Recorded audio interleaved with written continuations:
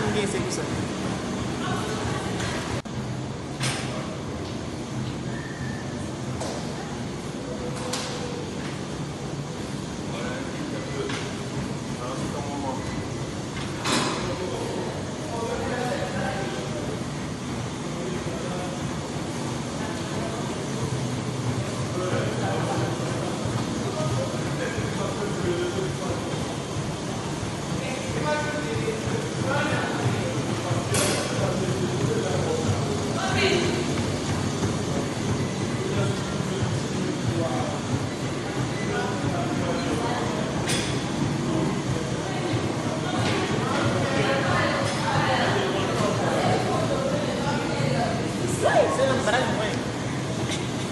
Traz ninguém sempre sabe.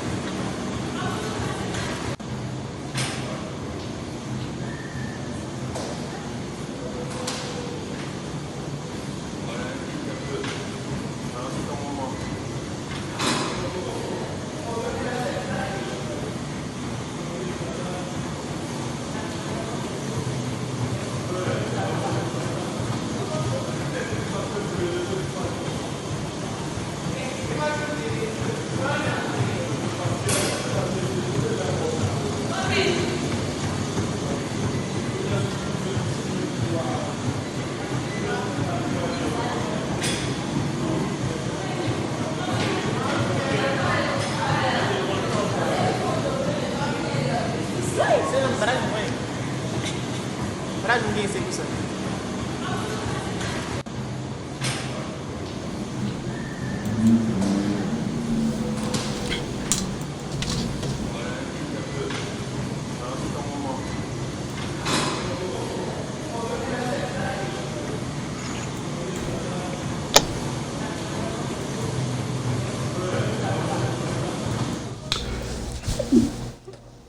Bonsoir tout le monde, c'est Dimanche Débat qui entre la KO. Mais malheureusement, je l'ai jeudi que nous avons un invité avec nous. Invité nous, c'est Danielle, mais il ne parle pas l'écran, c'est une joueuse équipe U20 qui fait que participer, équipe haïtienne, qui fait que participer dans la CONCACAF là, Saint-Domingue. Nous songeons que qui s'est passé vendredi, ils jouent en face Mexique. Équipe Mexique là. Et avant tout, nous sommes obligés de faire émission en anglais. So unfortunately, we're going to have to do the show in English today because... So, welcome. Good evening, how are you doing? I'm good, how are you?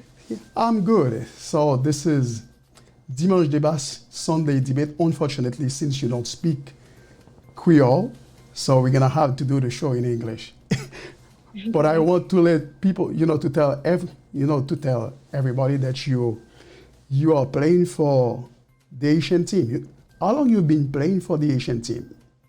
Well, my first experience with them was when a U15 tournament. So about 4 years now, I would say. Oh, 4 years now? Yes. Okay, I want to tell people, hold on, because, there's something we want to... Okay. There's this picture of you that was Friday when you were playing. Yeah. Are you able to see the picture on the screen? Because I know you're watching the show at the same time. Yeah. Okay. How do you feel when you miss your penalty? How did you feel? I was really disappointed in myself. Obviously, I wanted to score for the team, help the team, get to a qualification. So it was just definitely it was disappointing for myself, and then just frustrating in general, being that this would have helped us qualify. Qualify for the final. It was just a very heartbreaking moment. So did you cry?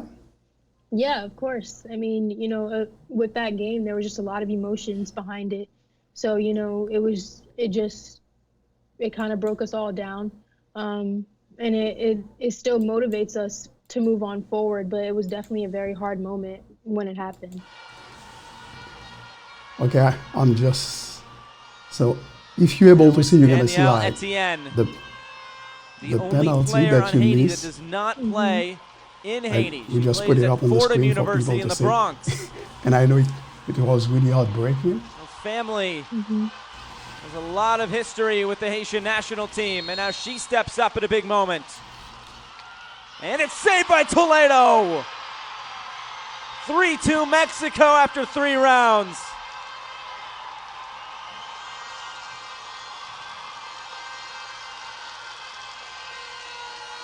Toledo with a big save. And she was leaning that way to begin with, and she guessed it correctly.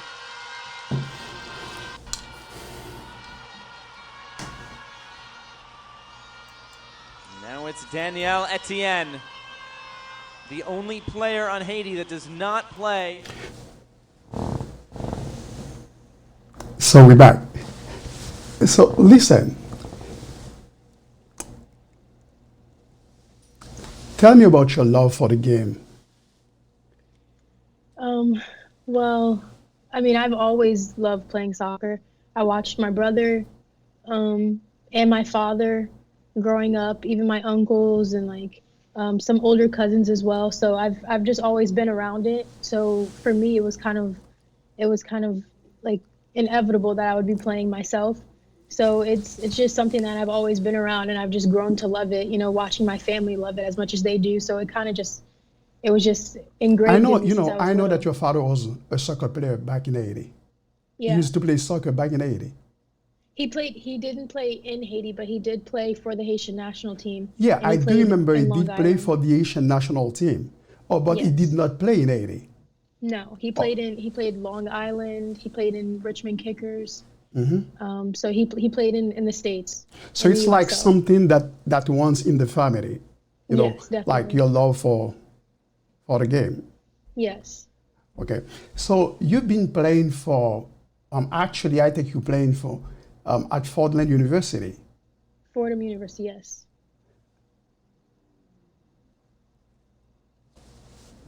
When you just started playing soccer, how old were you? I was 3. You are That was three. when I started. Yes. How do you remember? How did you remember that? They told you were 3 when you started playing the game, or Yeah. Yeah. Because when I was really young, my brother, I'm the youngest in my family, so my brother was already playing. And like when I was a baby, my dad said that I used to always go to his games as well. So, it was kind of I watched it. So they said I started really young, and I've been playing ever since. so what quality make you a good teammate? Makes me a good. I feel like just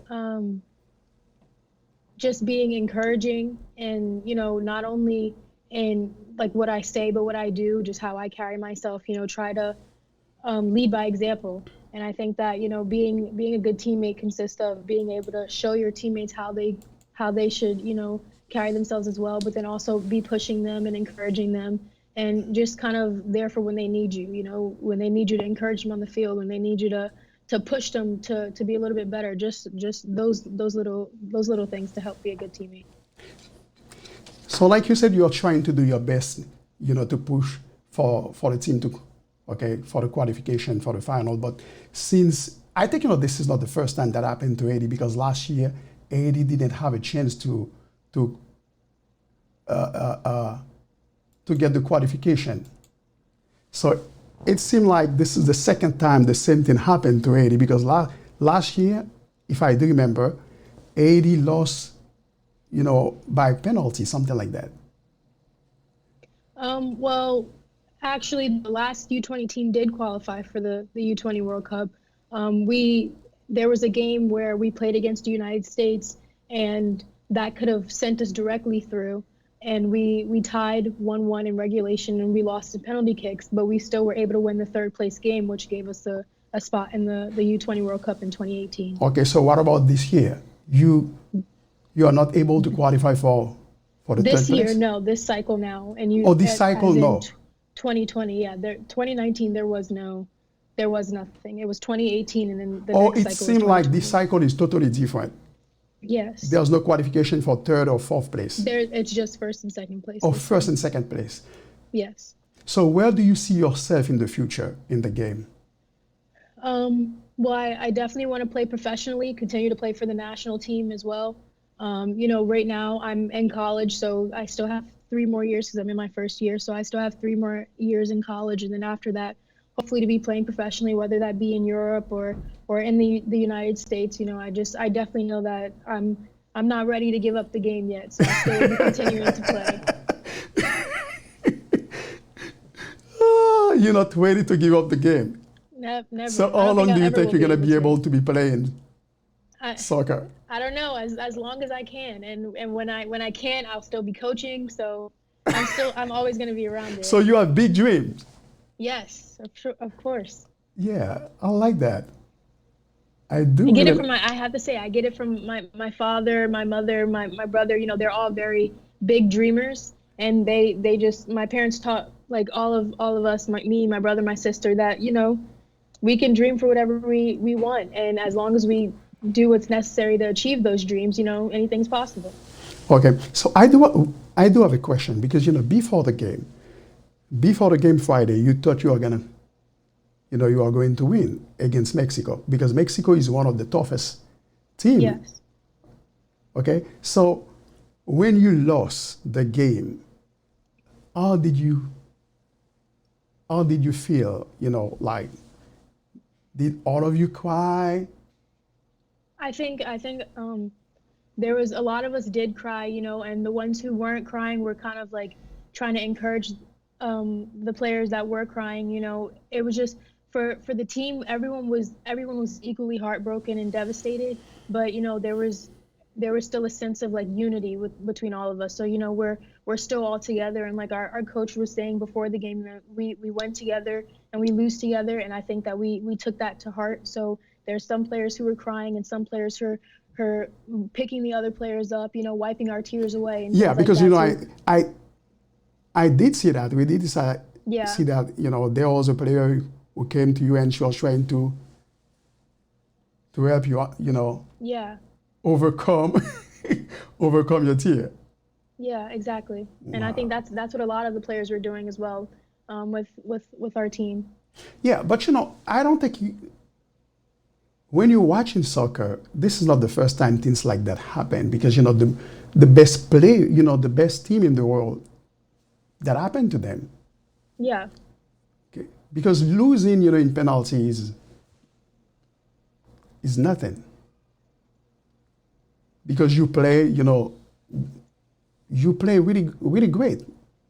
yeah, and we understand that, but it's still a loss. Like at the end of the day, it did take away our chance to be in the U20 World Cup. So even though it does happen in the game, like in the moment, you're feeling like this is this is what happened now, and like this is what I'm experiencing now. So that was kind of where our emotions and things were coming from. But of course, we know that we're gonna have other opportunities to play in big events like that. But just in that time, we were very like upset about what was going on. So yes, that is the game of soccer. It happens to the Yeah, best that is the teams, game of but soccer. yeah, There's nothing you can do about it because you just learn. You have to learn from it. That's even what when we you were have to taking away learn, from that it. doesn't mean next year or next time you're gonna do better because this is not your fault. And Right. guess what?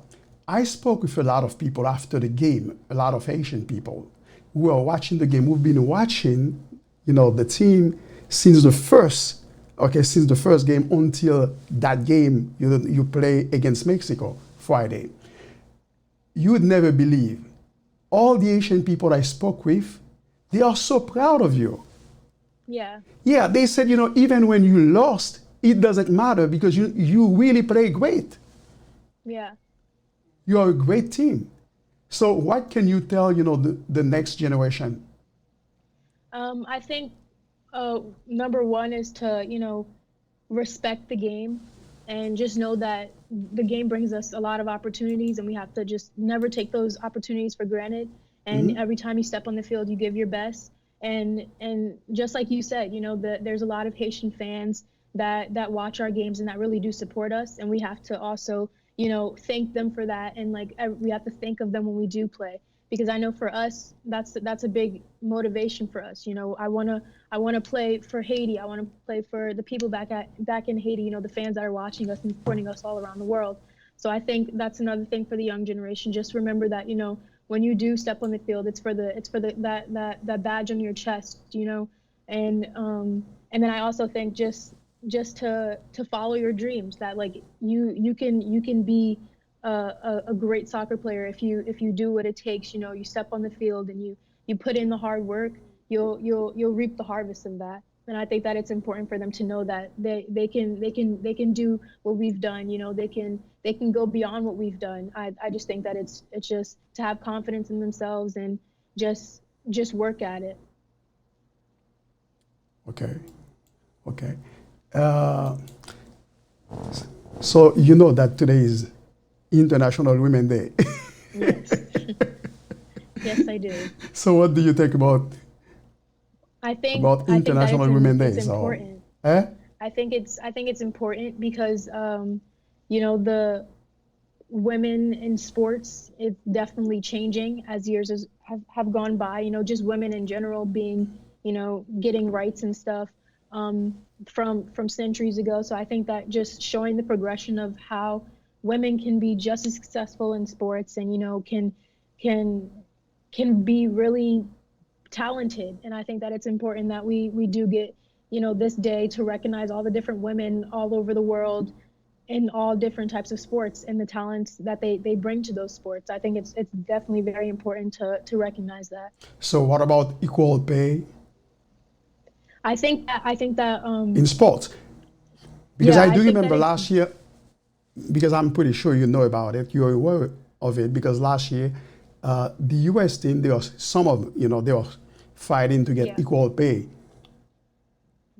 Yeah, I think that the game is definitely leaning towards that. Trying to make it more equal for men and women. And I think that it is important because So do you for actually, me, yeah, I'm sorry to cut you off. Do you no, it's actually okay. feel that men and women in sport, they don't get equal pay? Well, it's been proven that they don't get equal pay, and there's different reasonings behind why different organizations say why they don't. But it has been proven that there is a big like pay gap between what women receive and what men receive. Lately, it seems like, women, they play much better than men. So how could you explain that? Um, Because, when you when you I, watch, there's something I never understand. Because, when you're watching women playing, you always have to expect a lot of goals. So how could you explain that? honestly, I don't know how you would explain that. I don't. For me personally, I don't know if I would say that. I don't know if I would say that I would expect a lot of goals from a women's game versus a men's game because there are games when it's competitive and it's close. So I mean, I just think that the game of soccer is very unpredictable. So there can be a game when a team just comes out strong and they play successfully, and there can be a day when that same team can struggle. So I think it's just how the game is. It's unpredictable. So maybe just sometimes the men don't have a great game and the women do have a great game, and it can be switched as well. So I don't really know how you could explain it. So which was the toughest game, that you ever played? In my entire career, Yeah, in your entire career. um, I guess I would say playing against the United States with the senior team in Olympic qualifiers this past January. I think that it was a very good game, and I think that we showed well against them. But of course, playing against the best team in the world, you have to expect them to play like the best team in the world. So I felt like that was a difficult game for us, but I think we definitely showed well and we performed well in that game despite the result. But I think as of now, that was a hard game. So what about the game against Mexico? That's it. It was. I feel like we were in that game the entire time. We were winning 1-0, and I think that we were confident, especially after that goal. You know, it started to build our confidence. So I think that it was. I feel like, of course, it was a hard game, but I feel like in our minds we were like, we're almost there. We've got it. So we didn't feel that it was too much to handle. Okay. Okay.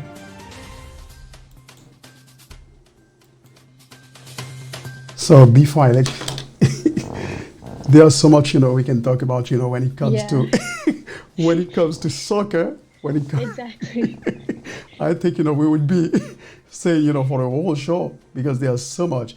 And so I want to thank you so much for being on the show tonight because, it's really great to have you on the show. Is there anything you want to say, like to the Asian team, just in case? Yeah. I mean, I would say to my team that, I'm so proud of them. And I think that, we didn't qualify for the U20 World Cup, but I think that, we've definitely shown the rest of the world that we're really a force to be reckoned with in this CONCACAF region. And I think that we have nothing to hang our heads about.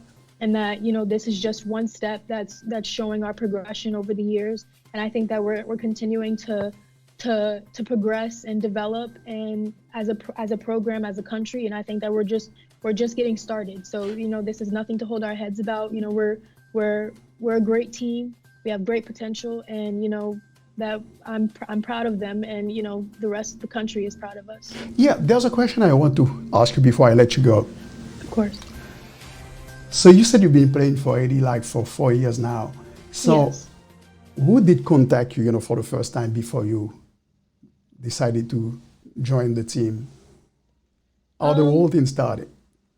Well, when that U15 tournament was coming around, the coach at the time was Shek Bukowski, and he, somehow, I think on Facebook or something like that, got in contact with my father because, my father played for the Haitian national team, and my brother was also playing for the Haitian national team at the time. But they saw you playing.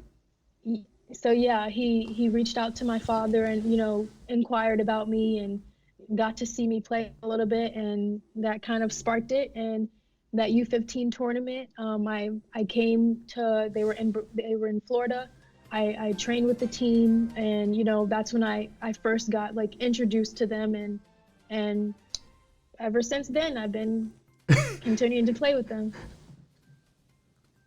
Since you don't speak Creole, okay, I know you don't speak Creole. You do or you don't? Well, see, I would say I'm not fluent, like I can't speak fluent Creole, but my teammates say that I'm definitely learning a lot, and I'm able to understand what they're saying most of the time, and I can put some sentences together sometimes. And, So, for example, whenever I what struggle, sentences they you do can put help me. together? What Yes. sentences can you put together? Oh, man. just, okay, just say something.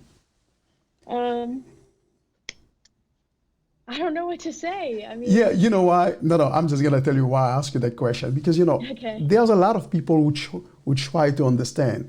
Like for example, when a player doesn't speak, like a language, and you go to play for a team, yeah. how are you able to cope? See, To well, train with when them. with the first time I went to play in that U15 tournament, the players, they didn't really speak. Obviously, they really didn't speak English. But there was one player, which was Marta Angeline Gustav, who did, speak a little bit of English. So she kind of was like helping me like get into the group and like introducing me to different players and kind of like being my translator. But then as I continued to play with the team and, and go to different tournaments with them and spend a lot of time with them, I started picking up different words and stuff like that. And like even sometimes, like when we went to the U20 World Cup, like I literally was sitting in the room with some of the girls and they're asking me words, how do I say this in English? And I'm asking, how do I say this in Creole? So I think that like as I played with them, they've started teaching me things. So it allowed me to kind of pick up on some words and be able to understand a little bit. So which one of the players you interact, the most with? That's kind of hard. I kind of I get along with everybody. You know, everybody. I talk with everyone. You know, I think that yeah, I don't know. Like everybody on the team has a special place in my heart, and I think we all have different types of relationships and different bonds with each player. But you know, everyone is pretty close to me, I would say. Okay, so what about Dumone? Yeah, I mean that's my sister. You know, that all the girls on the team are my Yeah, I think sisters, and I love them we as do have such. a And picture she of you and definitely has Dumone a on. Yeah. yeah. We just put it up. Yeah, we just put it up on the screen. Did you see that? Yes. Yeah. Yep. So you said she's like your sister. Yes. Mm? Yeah. So how close, did you play on the field? How close you said? Yeah. I mean, you know, she plays in the 10. I play in the 6 or 8, if you want to say.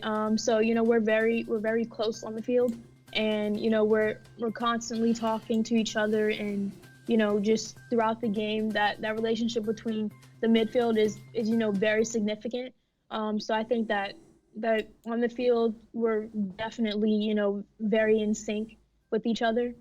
Um, so yeah, I think that our communication is and just how we interact on the field is definitely Okay. definitely important to us. Okay. So thank you so much for being on the show. Thank you. Of So course. Thank you good for luck. having me. Good luck. Thank you. Thank you.